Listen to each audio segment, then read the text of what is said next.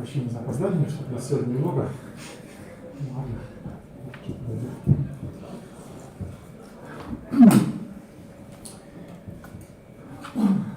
Well, let's recall that in the previous lecture we introduced two Banach algebras related to a locally compact group, namely the algebra L1 of G of integrable functions with respect to the hard measure, and the measure algebra M of G,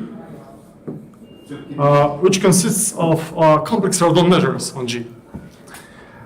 And we observe that there is a canonical embedding of L1 of G into M of G, which takes every integrable function f to the measure which is absolutely continuous with it for the hard measure. So it is just the product of f by the hard measure. Now this is an isometric embedding of L1 of G onto a closed two-sided ideal in the measure algebra. So the measure algebra is bigger than L1 of G, and the measure algebra has the advantage of being unital. The identity element is the Dirac measure concentrated at the identity. And moreover, the measure algebra contains a copy of the algebraic group algebra, which consists of linear combinations of Dirac measures. L1 of G is not unital, but in many situations, L1 of G is much better behaved than M of G. In some sense, M of G is very big and wild, while L1 of G is much more manageable. But this is not unital. In fact, it is unital if and only if G is discrete. And this happens if and only if these algebras are the same. So if G is not discrete, then M of G is strictly bigger than L1 of G, and L1 of G is not unital. In spite of the fact that L1 of G is not unital, we will see shortly that it is approximately unital in a sense. And to make this statement precise, we will use the notion of an approximate identity.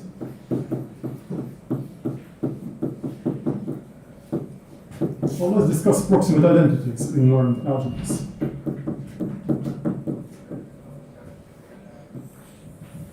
So roughly an approximate identity is a certain analytic substitute for an identity in a non-unital algebra. Before defining approximate identities, let's recall some standard definitions related to nets in topological spaces.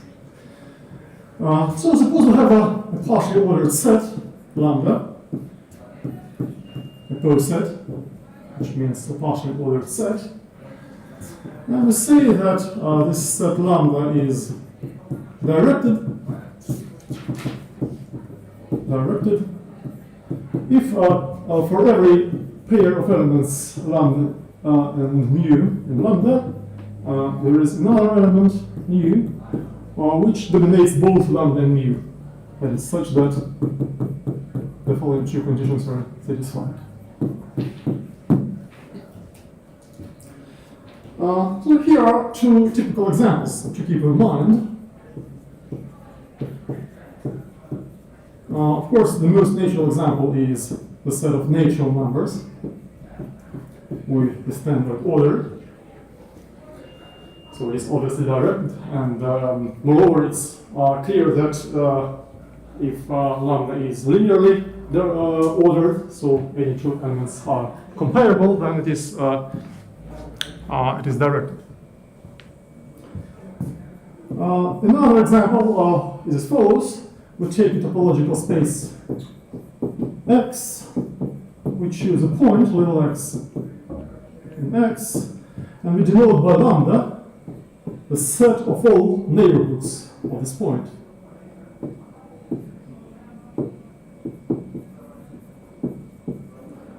Neighborhoods of X. And we make it into a pole set with respect to the reverse inclusion. And clearly this set is directed. A directed pole set. Because if you have two different neighborhoods of a point, then the intersection is also a neighborhood and it dominates both our neighborhoods. So it is a directed pole set.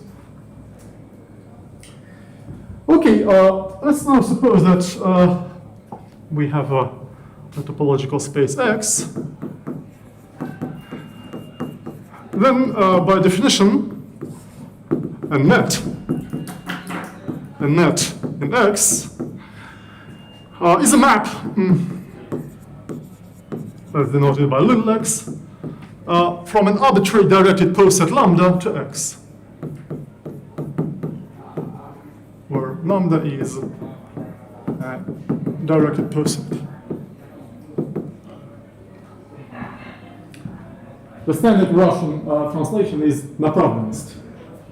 Обычно мы не говорим сеть по-русски, а говорим направленность. Это более стандартная терминология,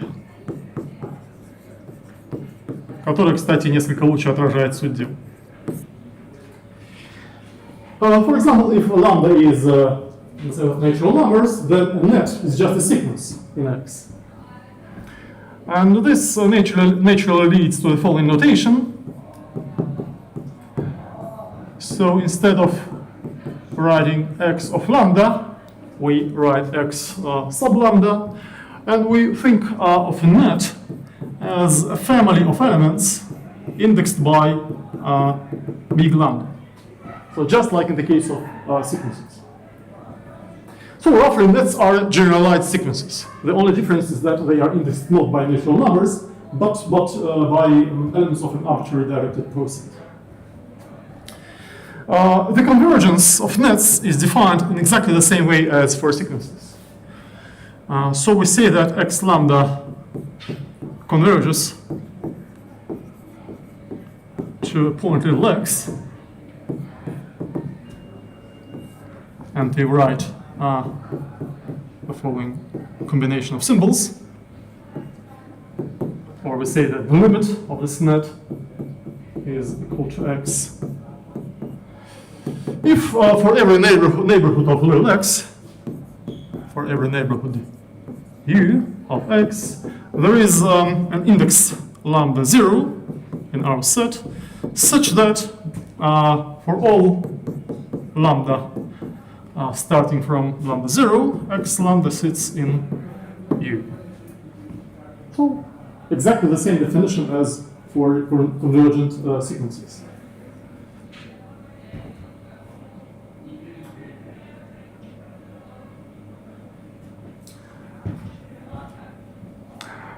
Let's look at a standard example of a convergent net. Suppose that lambda is the poset from this example, from example 2.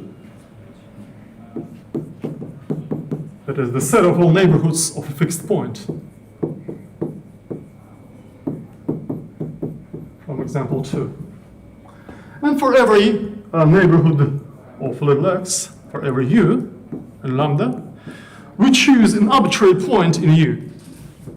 We choose a point, and let's denote it by xu in this neighborhood u. So we get a net xu indexed by lambda, and it's immediate from the definition that this net xu converges to x, just by definition. So this, in some sense, this example looks like something trivial, but it is very convenient in many situations. Okay, let's now define nets in normed algebras. Suppose that A is a normed algebra. A net, an approximate identity.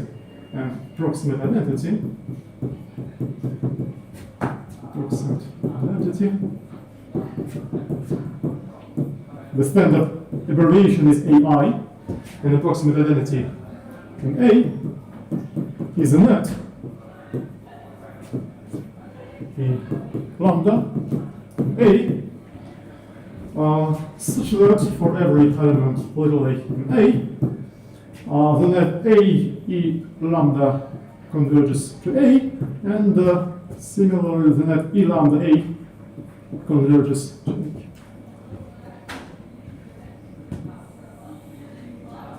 If only one of these two conditions is satisfied, then we say that A lambda is right approximate identity, or a left approximate identity. But in both cases, we will need two-sided approximate identities for which both conditions are filled.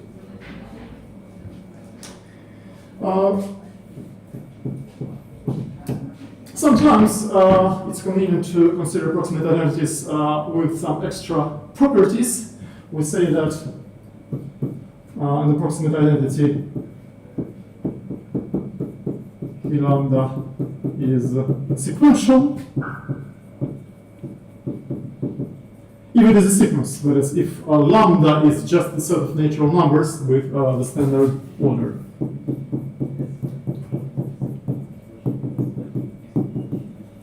With standard order.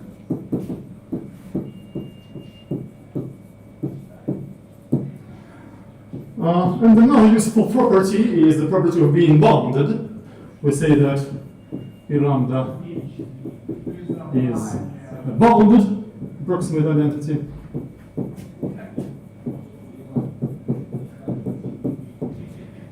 If it is bounded as a set, that is, if the set of its elements is bounded.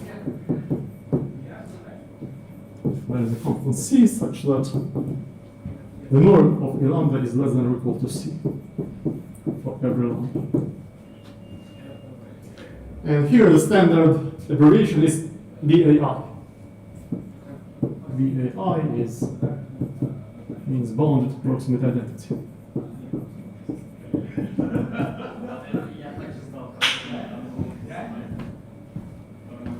Well, let's look at some examples of approximate identities.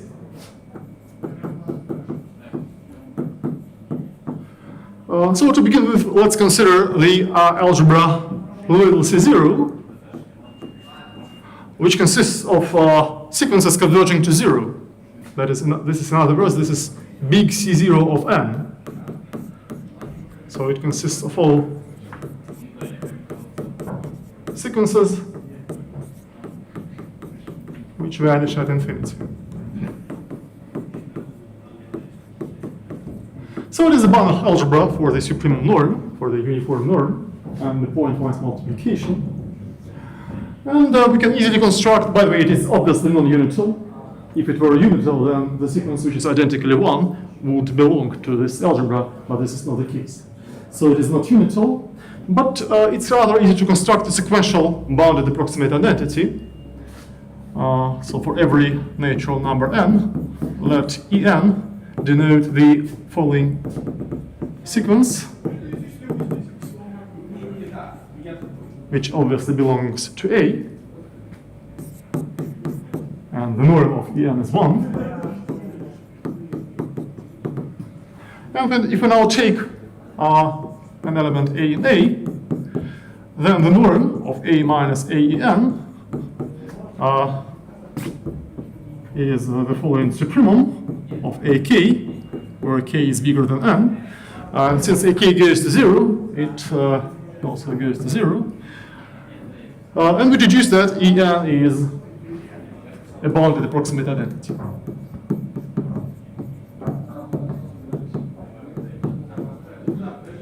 Bounded approximate identity in A. If we place now C0 by little L1, this is example 2. So suppose that A is the little L1 space. We consider this space as a Banach algebra with respect to the pointwise multiplication.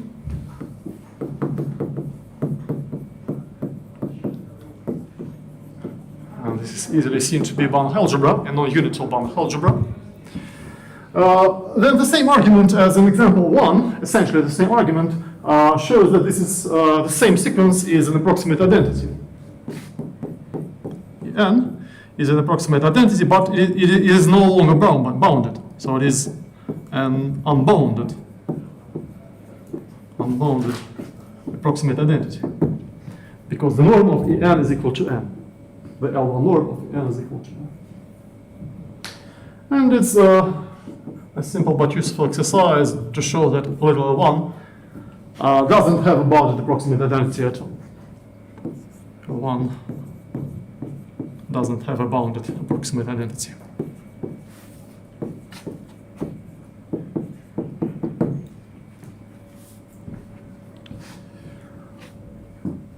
Example 3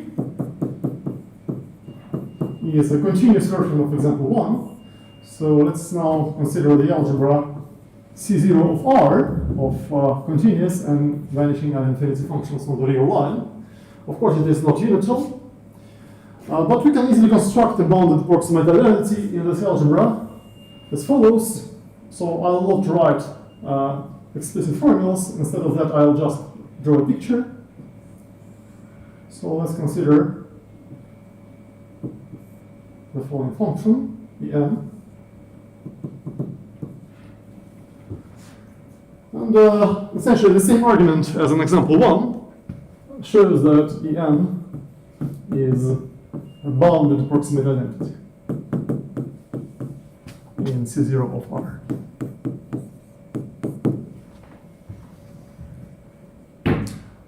This example can actually be generalized to an arbitrary locally compact Hausdorff topological space as follows. So suppose that A is C0 of X, where X is a locally compact Hausdorff topological space.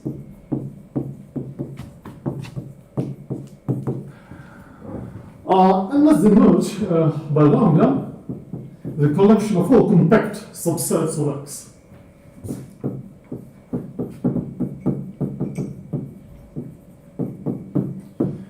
And we make lambda into directed poset for the inclusion. So clearly it is directed because if we have two compact sets, then their union is also compact. So it is directed poset. And now for every compact subset K, we choose a function Ek in C0 of X such that it is identically 1 on K, and such that its norm is less than or equal to 1.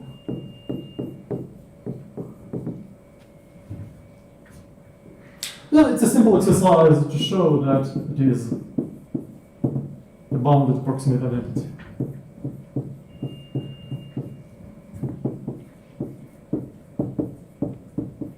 In C0 of X.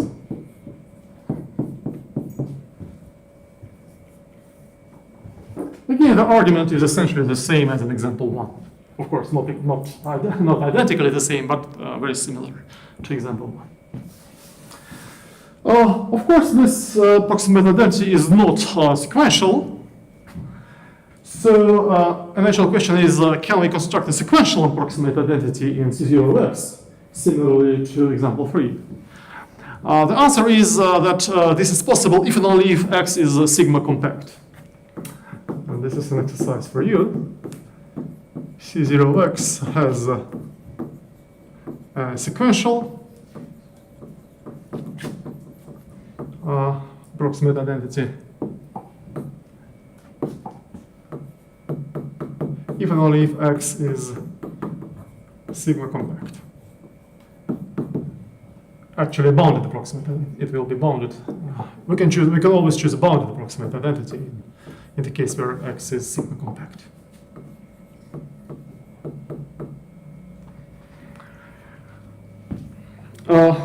Our next example is the algebra of compact operators. Example 4. Example 5. Example 5.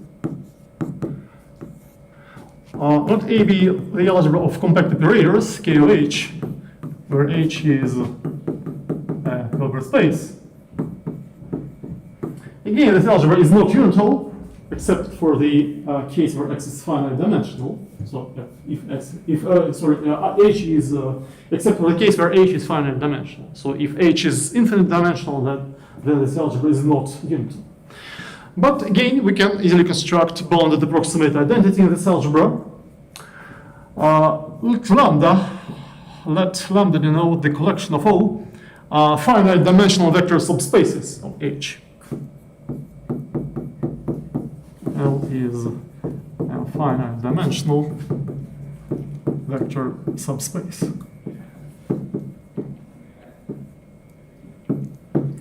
And for every, again, we make lambda into a directed poset with respect to the set theoretic inclusion.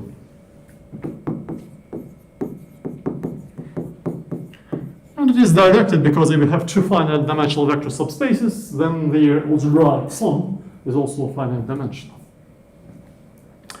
Now for every L, for every finite dimensional subspace, let PL denote the orthogonal projection. The orthogonal projection onto L. It is compact because its range is finite dimensional. And again, it's a simple exercise to show that the collection of such projections is a bounded approximate identity in KOH.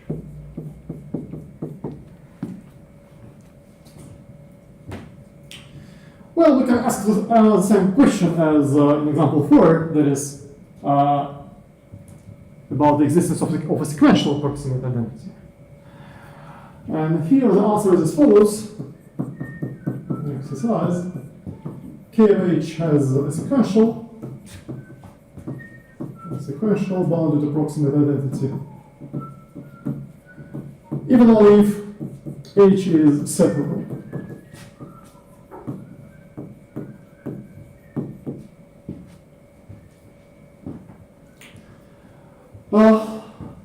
Okay, let's now look at non-example. That is, at an example of an algebra which doesn't have an approximate identity at all. Well, first of all, we can look at a stupid example. That is, if we consider an algebra with zero multiplication, that is, the product of any terms is zero. Then, of course, it doesn't have an approximate identity for those reasons.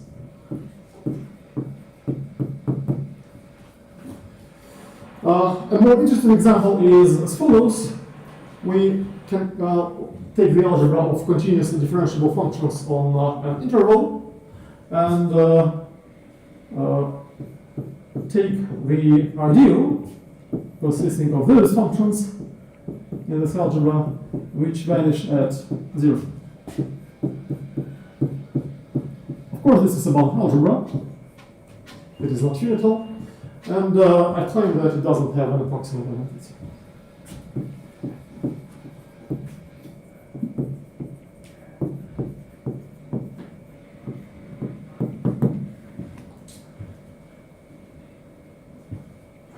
Okay, our next goal will be to construct an approximate identity in the group Banach algebra L1 of G for every locally compact group G.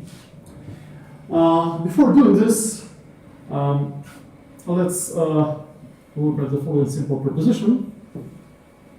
So the proof will be a simple exercise for you. Suppose that A is a normed algebra. And suppose that E lambda is a bounded net in A. And suppose there exists a set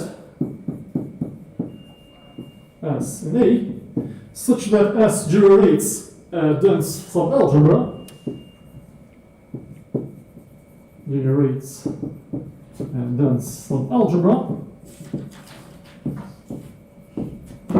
A, and such that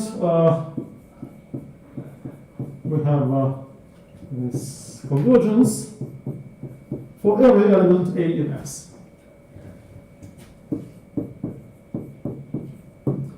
I claim that we have the same convergence for all elements in A, that is, E lambda is a bounded approximate identity in A.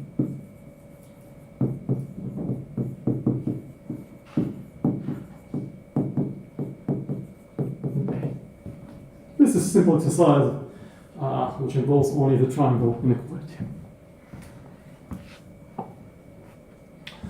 Okay, let's now suppose that G is a locally compact group. Again, since we consider the L1 of G, the Banach algebra L1 of G, we assume that G is second counter. And let's choose a base, beta, of relatively compact symmetric neighborhoods of the identity. Base of relatively compact symmetric neighborhoods of the identity. Now, for every neighborhood, for every v in beta, let's choose a function uv in L1 of G. So I implicitly assume here that we have chosen a hard measure, u, hard measure of G. So we choose a function uv in this algebra such that the following conditions are satisfied. First of all, uv is non-negative. Second, uv is concentrated on v, that is, it vanishes on the complement of v. And finally, the integral of uv is 1.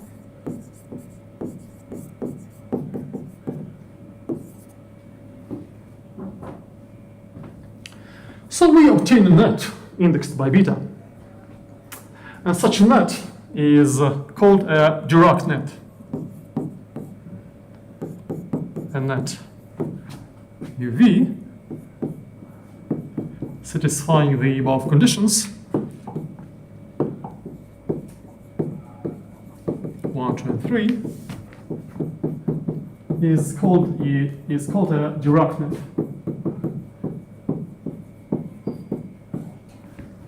In L1 of G.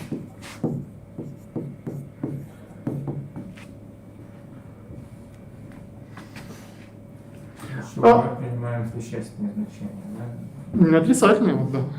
When we say that the complex number is non-negative, we assume that it is real and non-negative. Well, the simplest example of a Dirac net is as follows. We can just take the characteristic function of v and divide by its norm, and normalize this function. It is integrable because the neighborhoods are relatively compact. But of course, there are many other choices for a Dirac net. For example, it's a little remark. We can always find a Dirac net for L1 of G, which consists of continuous compactly supported functions. There is a Dirac net contained in the subspace of continuous compactly supported functions. This simple exercise, which easily follows from Urson's lemma.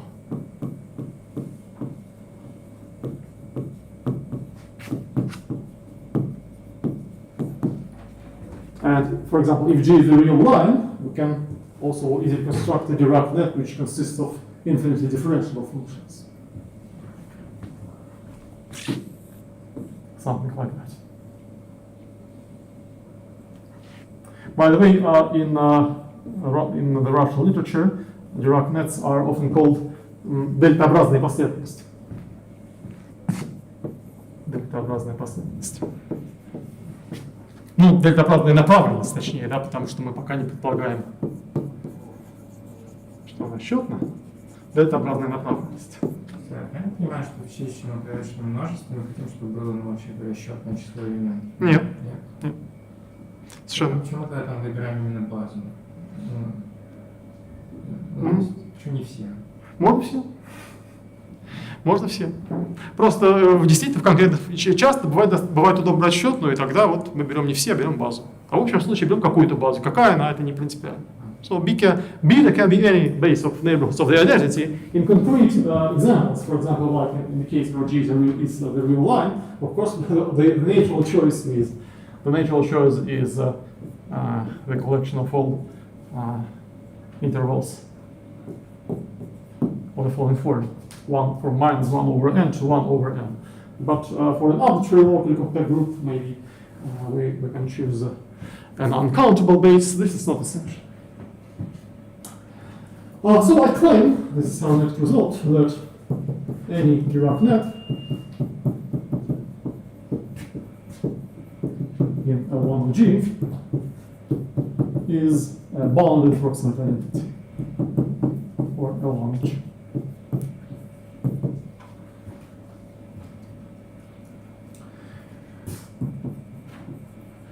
To prove this result, let's first observe, well, for me this is again a simple exercise, that the space of continuous compactly supported functions is dense in L1 of G.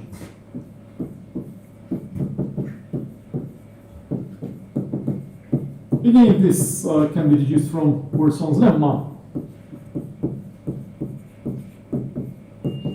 because it suffices to approximate characteristic functions of Borel sets of finite matter by continuous functions, because such characteristic functions they span a dense subspace in L1 of G, and to approximate such a characteristic function, we approximate our set by a compact set from inside by using the regularity of mu, by an open set from outside, and by using Poisson's lemma, we choose a continuous function, which is a continuous function which is identically 1 here and identically 0 here. And this is a good approximation in the L1 norm for our characteristic function. So it is dense. And if we combine this with this proposition, we see that it suffices to find a net which such that it suffices to show that our net, our Dirac net, satisfies these two conditions in the case where A is a continuous compactly supported function, because they are dense in L1 of G. So it suffices to show that UV times F converges to F, and F UV converges to F for every continuous compactly supported function.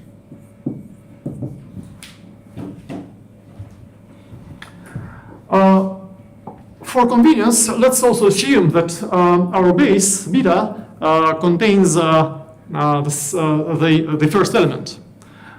That is, we may assume that there is 0 in beta, such that every element in beta is contained in V0.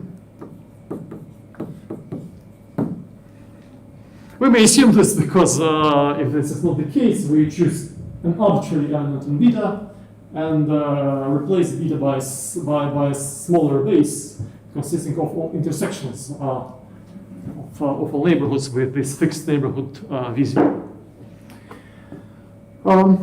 Okay, so we take an arbitrary continuous compactly supported function f. Let's calculate this difference between UVF and f. UV convolved with f minus f of x. So this can be calculated as the following integral: UV of x, UV of y, UV of y, f of y inverse x. So this is the convolution of UV and f. And for convenience, I put f of x here. This is possible because the integral of uv equals 1.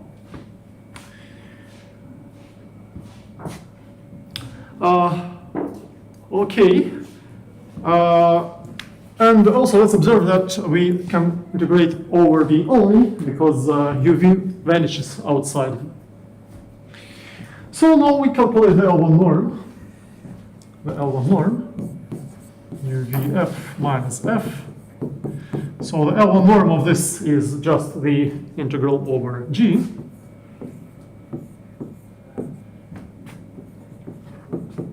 Of this function.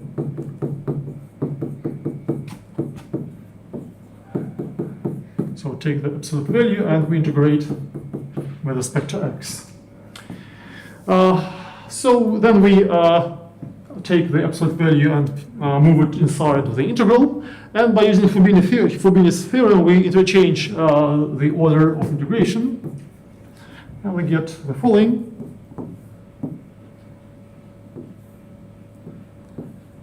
uv of y, f of y inverse x minus f of x.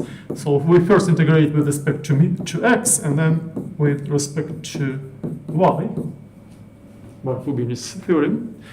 And when we integrate with respect to x, so we essentially have to integrate this function. So what's this? This is just f of x, and this is the left translate of f by y.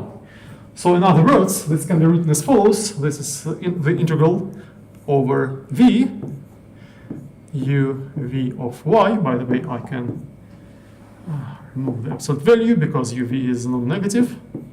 And here we have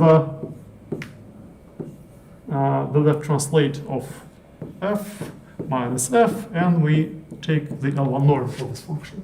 And then we integrate with respect to y.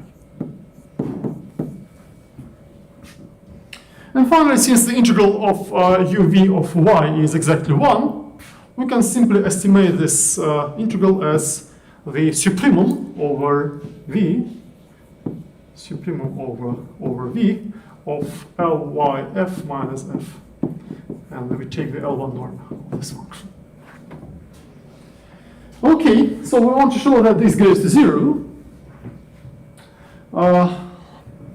So a little exercise for you is to show that we can replace here the L1 norm by the supremum norm, or exactly there is a positive constant c, such that for every y in v0, the L1 norm of this function is dominated by the supremum norm multiplied by c.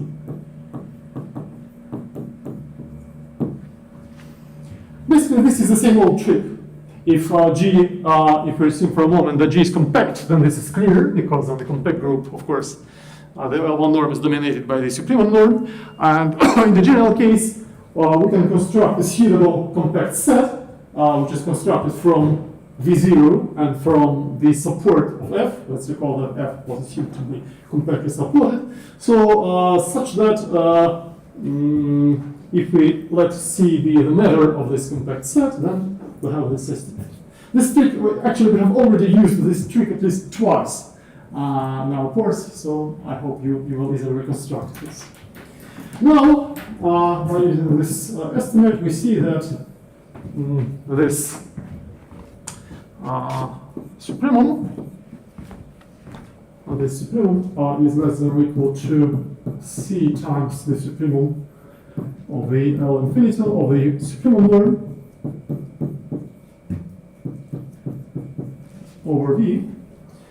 And this converges to 0 by the uniform continuity of F.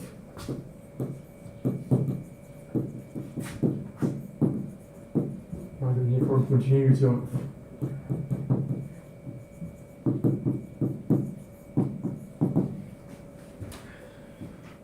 So as a result, you see that UV is a left approximate identity in L1 with G. To show that it is a right approximate identity, we can apply the same argument, or alternatively, we can just use the fact that our algebra is a star algebra.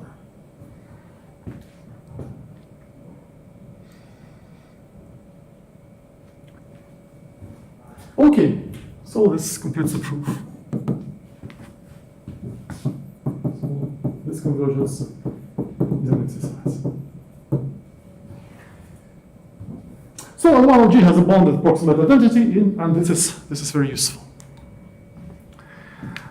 Okay, let's now forget for a while about locally compact groups, and let's discuss some material from Banach algebra theory.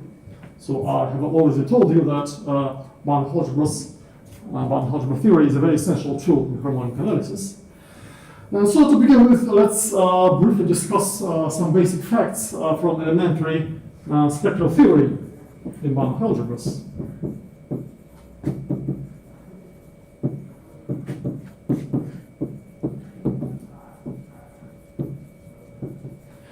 This will be the most necessary. I'm assuming that you have already met this theory either in your functional analysis course, or maybe if you attended my lectures in sister algebras in spring, then also I recall this material in that course. Anyway, in any standard functional analysis course, there is a little chapter devoted to spectral theory of bounded linear operators. Formally, it deals with the algebra of bounded linear operators on the Banach space, but most proofs readily extend to an arbitrary Banach algebra. So, because of that, I'll not give you any proofs here, but nevertheless, I will recall some basic results because they are very essential for our approach to harmonic analysis. So suppose that A is a Hamilton algebra. At this point, we don't assume that it is a Banach algebra. It's just an algebra over the complex numbers. And let's divide by across the multiplicative group of A, that is the set of all invertible elements.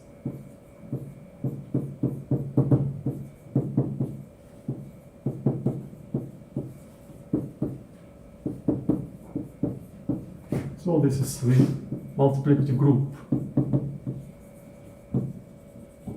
of A.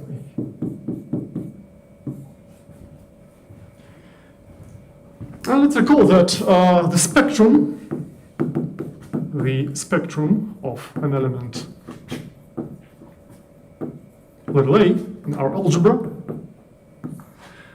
is the following subset of the complex plane, sigma of A, which consists of those elements, those points lambda on the complex plane, such that A minus lambda 1 is not invertible.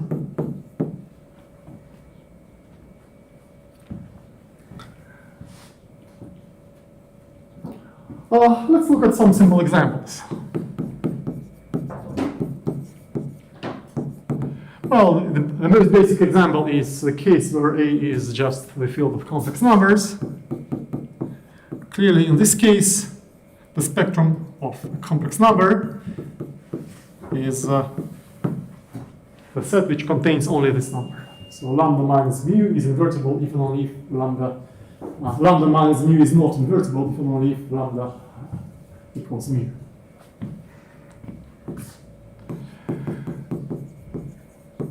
Another example is a standard example of finite dimensional linear algebra. Let A be the algebra of linear operators on a finite dimensional vector space. Say E. E is assumed to be finite dimensional. Then the spectrum of a linear operator, T, is nothing but the set of all eigenvalues of T. Indeed, why is it so? This is so because T minus lambda is not invertible, even only if it has a non-trivial kernel. This follows from the assumption that E is finite dimensional. And T minus lambda has a non-trivial kernel, even only if lambda is an eigenvalue of T. Of course, it's essential that E is finite dimensional here. Example 3, let's now look at some function algebras. Let A be the algebra of all functions on an arbitrary set X. And then it's easy to see that the spectrum of a function f from this algebra is exactly the range f of x. This easily follows from the fact that a function f is an invertible element in this algebra if and only if it is nowhere ranged.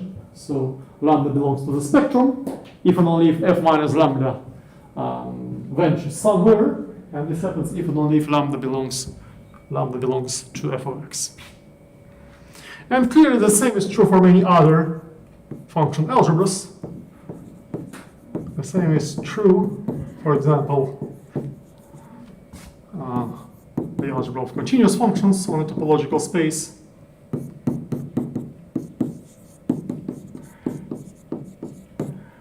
For the algebra of smooth functions on a manifold, for the algebra of complex analytic functions on a complex analytic manifold, and for many other natural examples of algebras consisting of functions. But not for all of them. Example 4 gives a natural example of a function algebra for which the spectrum is not exactly the range. So let A be the algebra of bounded functions, little infinity of x, where x is an arbitrary set. So in this case, the spectrum of a function f is the closure of its range. And why is it so?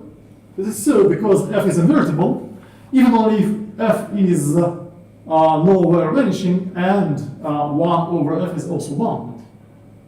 Then 1 over f is bounded even only if f is bounded away from 0. That is, even only if 0 is not in the closure of f of x. And this readily implies that the spectrum is the closure of f of x. And again, the same is true for many other function algebras whose elements are bounded functions. The same is true, for example, for the algebra of continuous bounded functions on a topological space.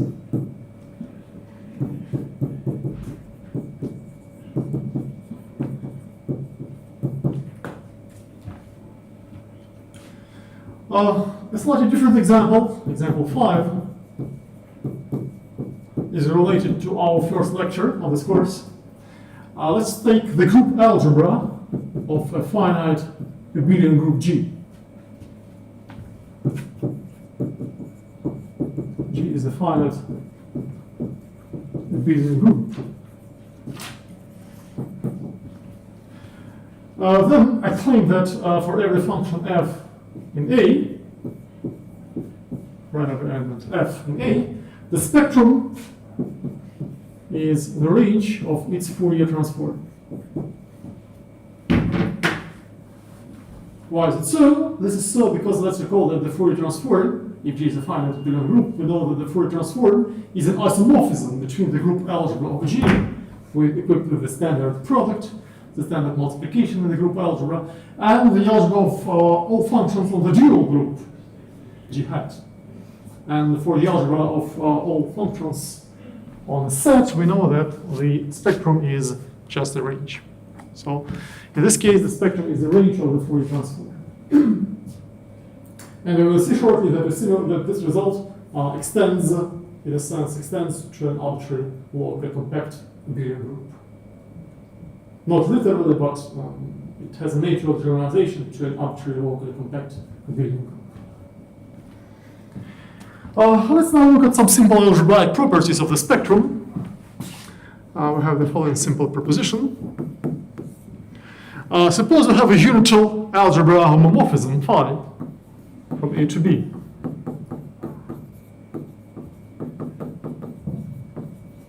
Unital algebra homomorphism. Then it's easily seen that phi takes invertibles of A two invertibles of B, which is almost immediate. And this fact already implies that phi reduces the spectrum. That is, the spectrum of phi of A is contained in the spectrum of A, or every element in our algebra. Sometimes phi preserves the spectrum.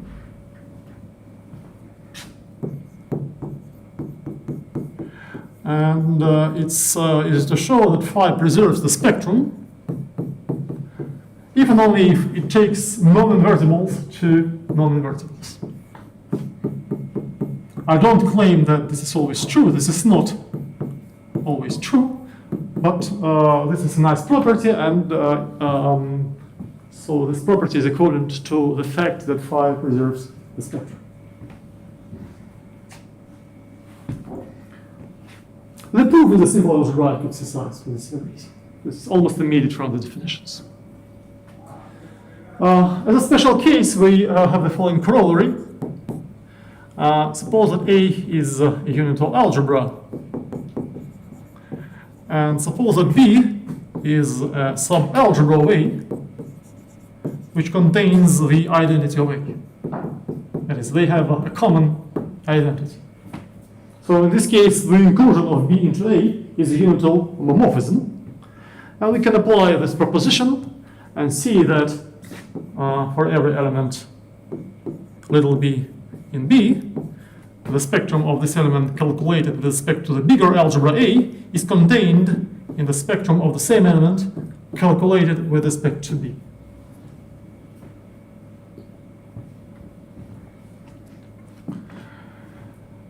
Sometimes these spectra are the same, and if this happens for all elements in B, we say that B is spectrally invariant.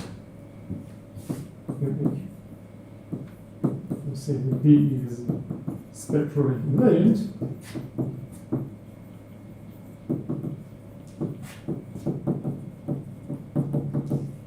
In A, if for every element in B, the spectrum calculated with respect to B equals the spectrum calculated with respect to A.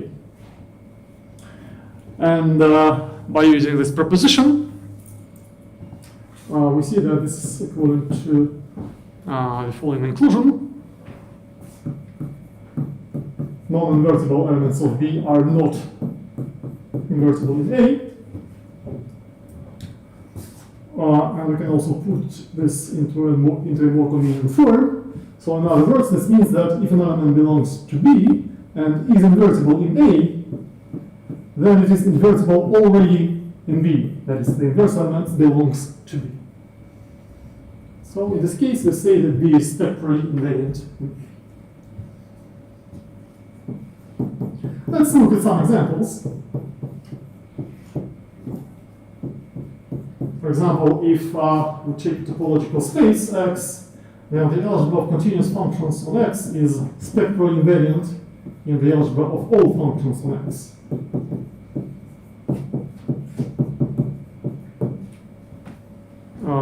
Because in both cases, a function is invertible, even only if it is nowhere vanishing. On the other hand, if we take an infinite set X, so in example 1, X can be any topological space. If we now take an infinite set X, then the algebra of bounded functions in X is not spectrally invariant in the algebra of all functions in X.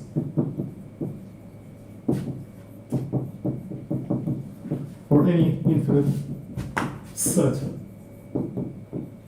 X. Well, indeed, the element of a function in the algebra of all bounded functions is the closure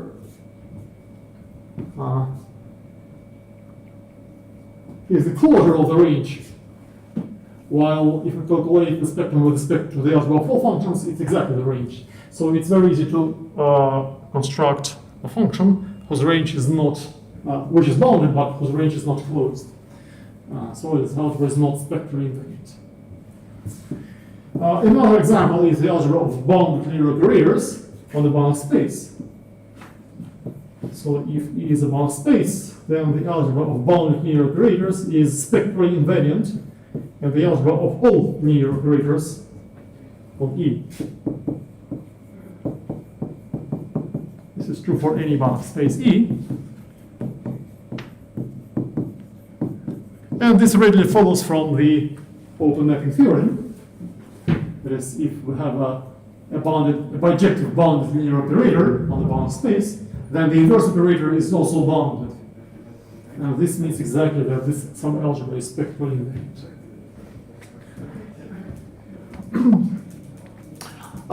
Okay, another useful algebraic property of the spectrum is given by the so-called polynomial spectral mapping theorem. Polynomial spectral mapping theorem.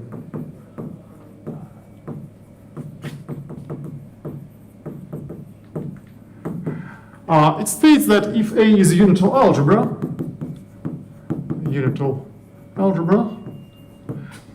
a is an element, and F is a polynomial in one variable T, then we can form the element F of A, which is well defined and belongs to A, and look at the spectrum of F of A.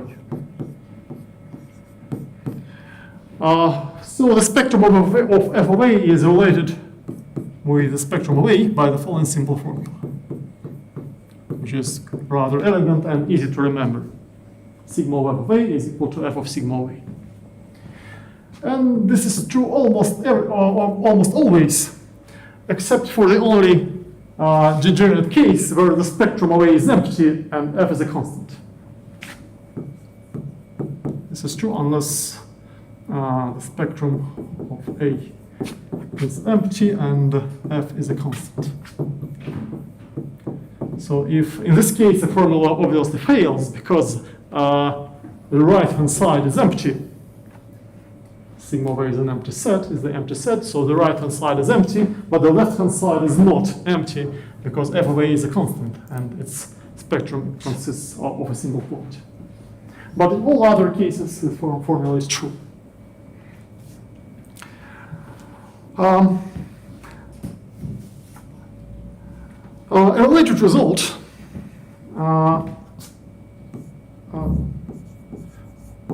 is about the spectrum of the inverse element.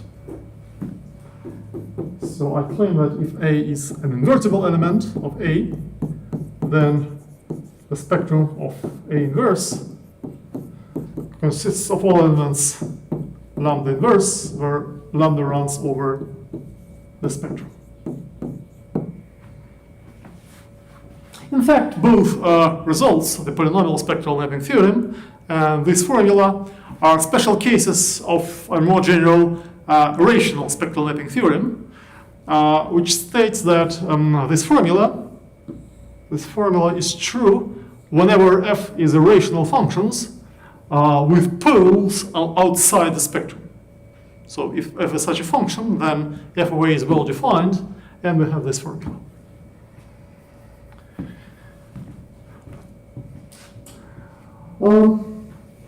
Okay, so far, all these properties of the spectrum were purely algebraic, so they hold for any unit of algebra A. Let's now come back to analysis and look at the spectrum of a Banach algebra element. If A is a Banach algebra, then its spectrum has some special properties. In particular, it is always compact and it is always non-empty. And this follows from the next result, which describes the properties of the multiplicative group in a Banach algebra. So suppose that A is a Banach algebra, a unital. So of course, when we speak about the spectrum, we assume that it is unital. So A is a unital Banach algebra.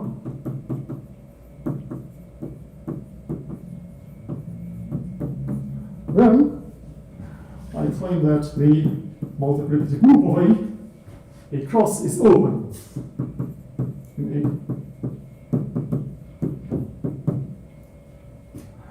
And moreover,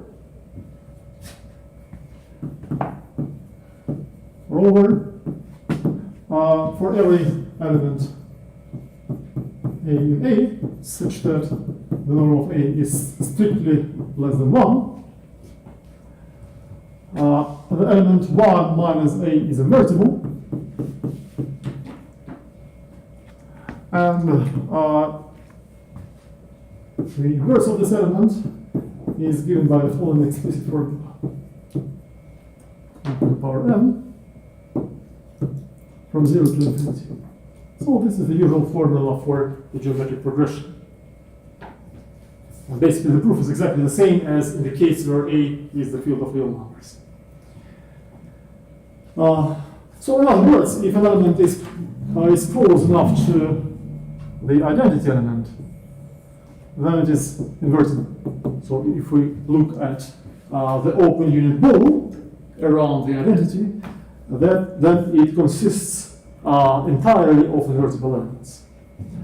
And by using this fact, we can actually easily prove that A cross is open, the multiplicative group is open, just by using the fact that this ball consists entirely of invertible elements and by using left translations. So this easily implies that if we take an invertible element in A, then we can always find a little ball centered at A and consisting entirely of invertible elements. So the set of invertibles is open. And the second important fact is that the operation of taking the inverse is continuous.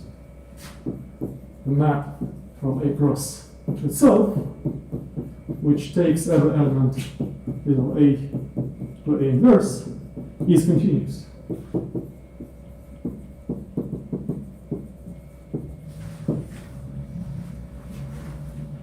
This can also be easily deduced from part 1. More exactly, the continuity at the identity easily follows from this explicit formula. So if we take an element in a little neighborhood of 1, its inverse can be calculated explicitly, and it will also be contained in a little neighborhood of the identity. And again, the continuity at the identity implies the continuity at an arbitrary point by using left translations, or right translations if you like.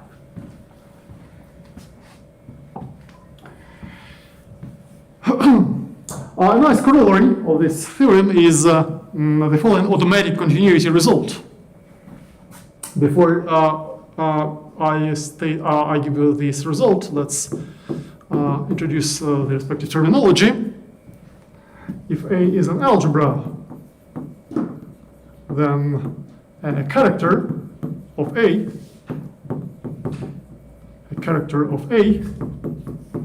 is just an algebra homomorphism from A to the complex numbers.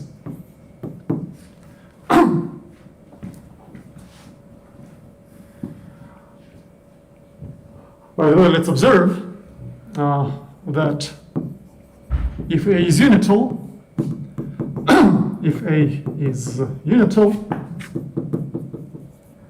and chi is a non-zero character,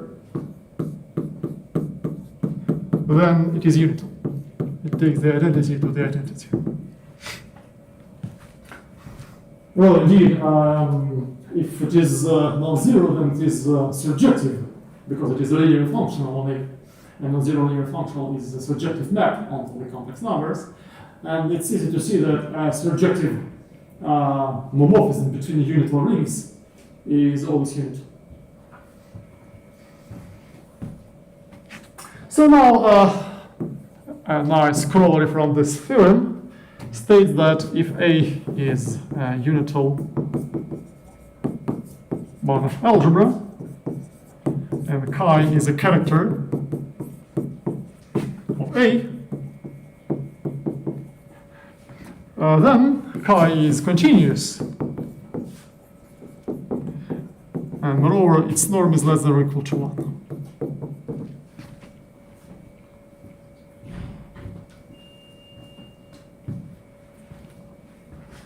In fact, this corollary is the simplest example of a very general phenomenon, which is called automatic continuity.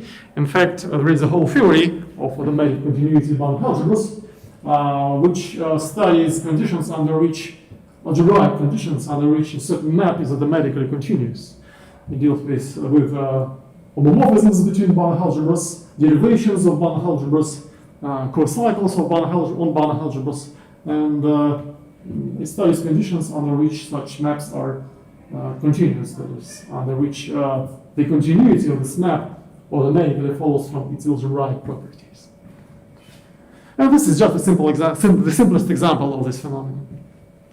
And the proof is very easy. Let's assume that this is not the case. Assume that chi is either unbounded or that the norm of chi is bigger than 1. In both cases, we can find an element A in A such that the absolute value of chi of A is strictly bigger than the norm of A.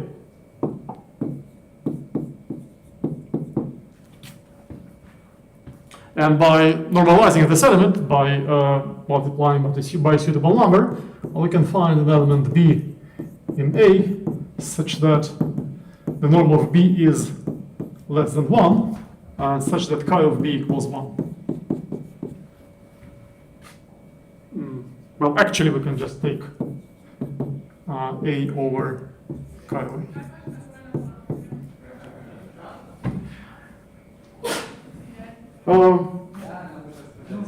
So we see that since the norm of B is less than 1, by looking at this theorem, we see that 1 minus B is invertible. So this implies that 1 minus B is invertible. And chi is a unital homomorphism. Well, chi is unital because of this observation, so it is non-zero, because it is unbounded, or its norm is bigger than 1. So it is non-zero, and it's unital.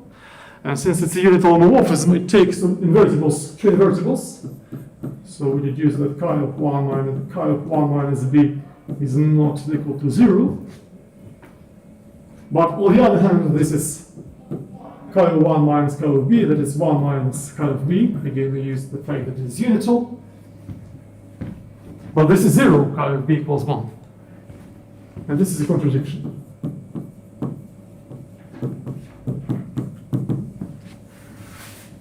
And this completes the proof.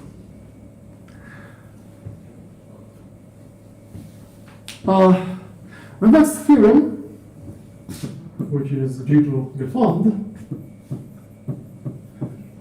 describes the main properties of the spectrum of an element in a Banach algebra. So suppose that A is a unital Banach algebra, and little a is an element in A. Then, first of all, I claim that for all lambda in the spectrum of A, we have the following inequality. The absolute value of lambda is less than or equal to the norm of A. Second, the spectrum of A is compact.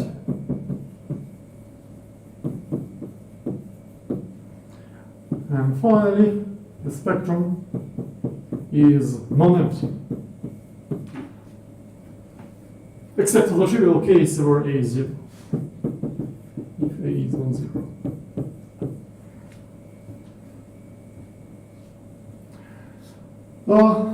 Roughly, the idea of the proof is as follows. Part 1 can easily be deduced from this theorem, from the fact that if the norm of A is less than 1, then 1 minus A is invertible. So this gives us inequality 1. 1 implies that the spectrum is bounded. Clearly, it is bounded by the norm of A. And since the group of invertibles is open, since A cross is open, This implies that the complement is closed, and this implies in turn that the spectrum is closed.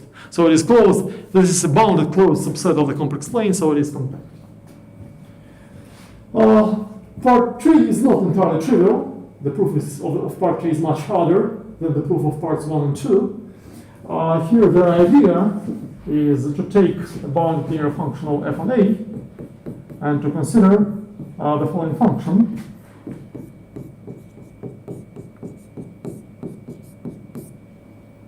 So if for the spectrum of A, if we assume that the spectrum of A is empty, then this is a function from the complex plane to itself. In particular, it is defined everywhere. And this function can be shown to be complex homolytic. So it is an entire function on the complex plane. And on the other hand, we can easily show that this function is bounded. But by Lewis' theorem, a bounded entire function is constant. And this easily leads to a contradiction because it is not just bounded, it vanishes at infinity. So a constant which vanishes at infinity is identically zero. But it cannot be identically zero because continuous linear function will separate the points by the Harmonic theorem. So basically, this is the idea of the proof of part 3. A nice corollary of this theorem is the following result, which completely describes Banach division algebras over the complex numbers. This is the so-called Gelfand-Mazur theorem. It states that if A is a Banach division algebra,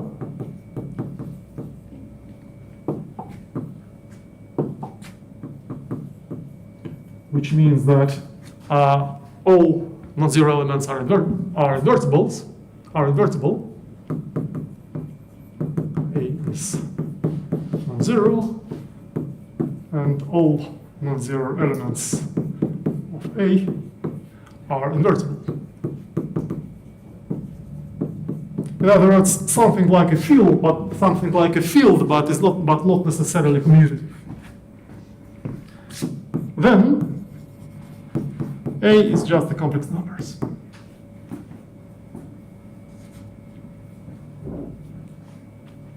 And the proof is just a line. It's very easy, because if we take an element in A, the spectrum is non-empty. And so since the spectrum is non-empty, we can find a constant lambda such that A minus lambda is not invertible, but A is a division algebra, so it is not invertible. This means that it is just zero. That is, A is just lambda 1. So we see that A is spanned by the identity element. So it is just the complex numbers. And that's it. Actually, this theorem has also a version over the real numbers.